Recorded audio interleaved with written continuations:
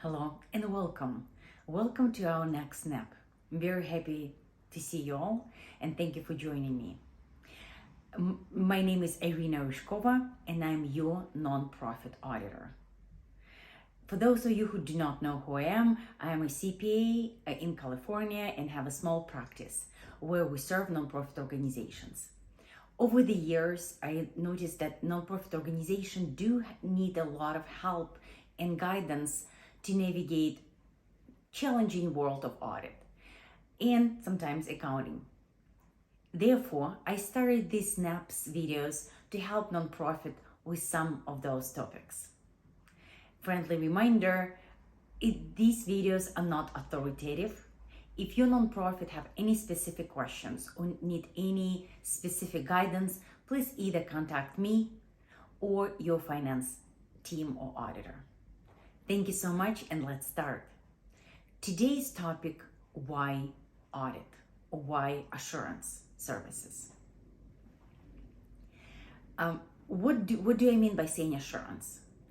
Nonprofits have a choice to perform various types of assurances.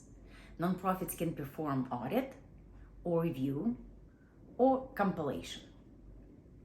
And if you want to know the difference between those various services, you can review my another video on the audits, review, and compilations and different type of audits.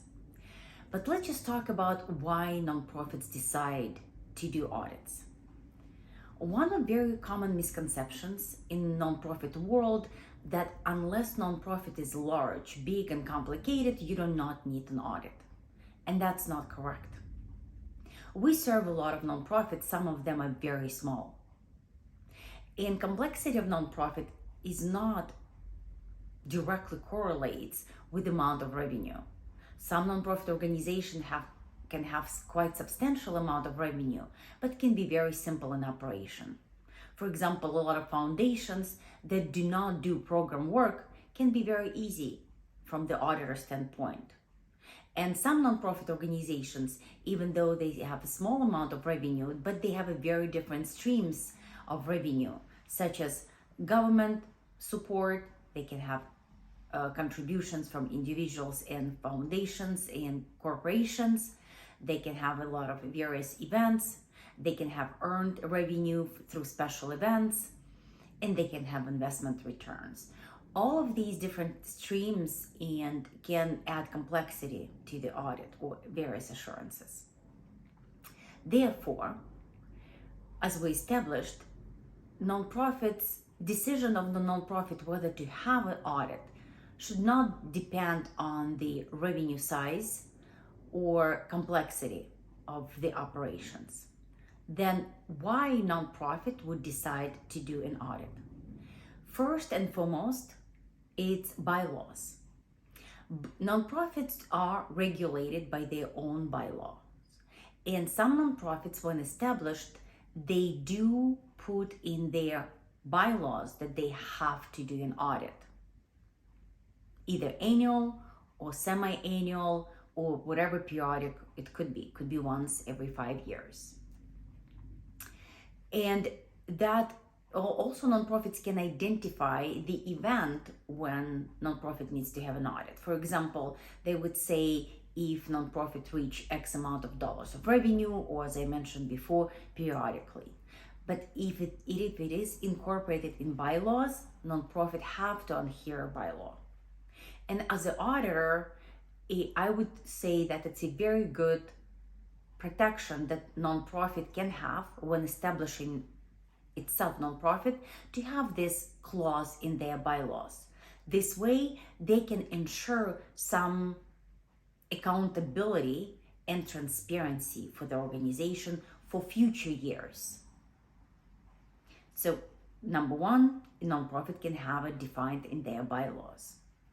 Number two, some states can have requirement for an audit when the nonprofit reach specific amount of revenue.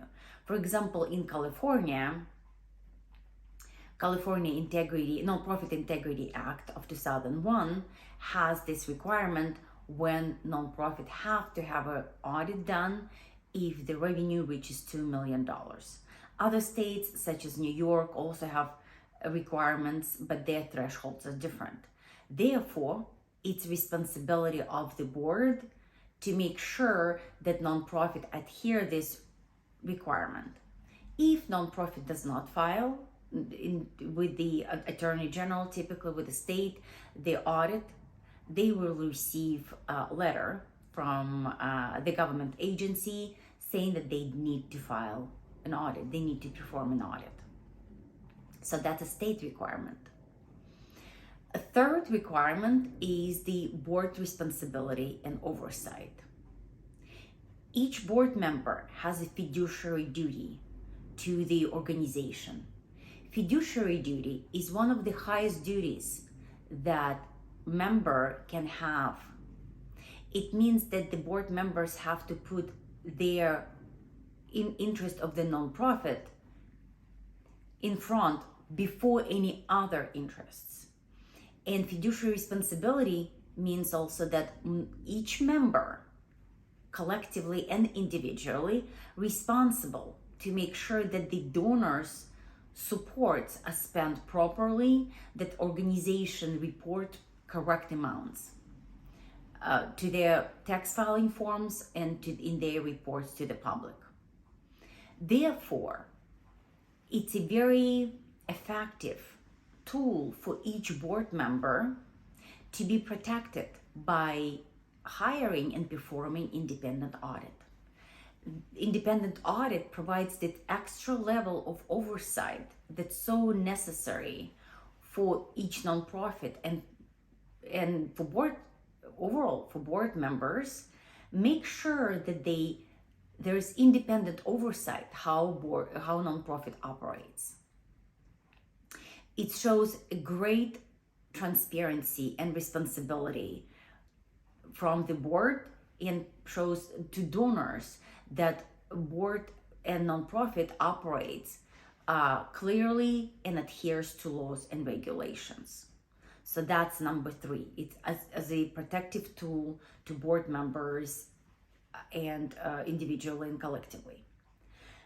Number 3, which is very common, it's a funder's requirements.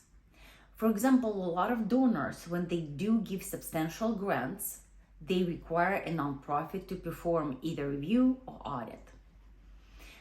As we discussed in the previous snaps, federal government requires special type of audit if nonprofit spends more than $750,000 in federal funds. Some states and cities have their own thresholds when they require an audit. Regional centers, they have their own requirements when they require audit or reviews, and even private foundations, private donors can have that clause when they will require a nonprofit to perform annual audit. Therefore, it is very critical for nonprofit organizations before they accept a grant or support to read the grant letters fully with all appendices and disclosures to make sure that they follow donor requirements. And additional considerations. A lot of board members need to consider in order to decide whether or not to do audits.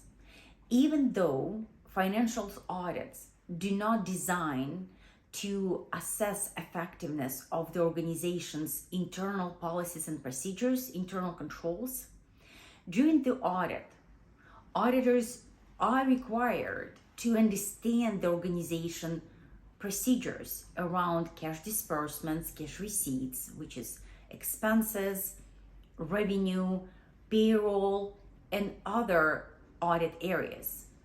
And from the nonprofit standpoint, these areas of operations would be, as I mentioned, revenue receipt, expenses, payroll, would be fixed assets.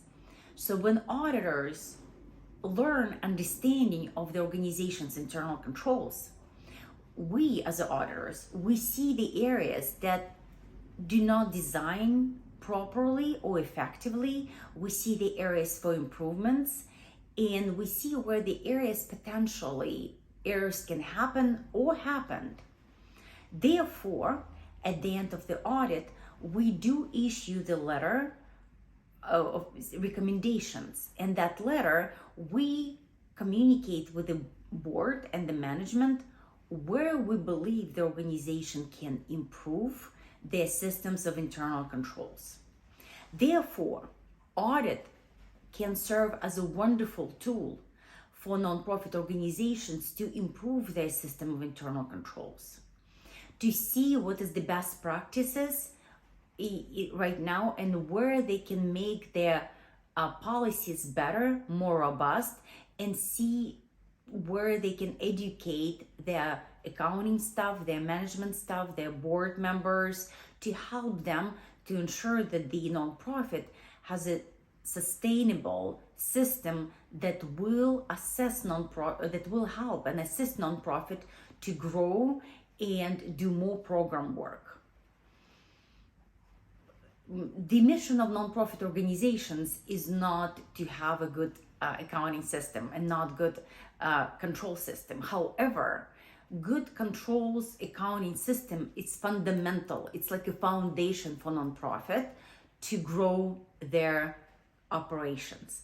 Therefore, if nonprofit can have a robust foundation, it can actually do better programmatically and do more operations. As an auditor, I would highly advise nonprofits to consider to have a financial audits. And if to give advice to board members, please do consider to hire auditor and do at least financial reviews either annually or semi-annually. So that was my opinion about assurances for nonprofit organizations, why they're critical and what purpose they serve. I hope you enjoyed it, and hopefully I was able to answer to some of your questions. Thank you so much. Have a wonderful day, and I'm looking forward to see you for my next snap. Thank you. Bye-bye.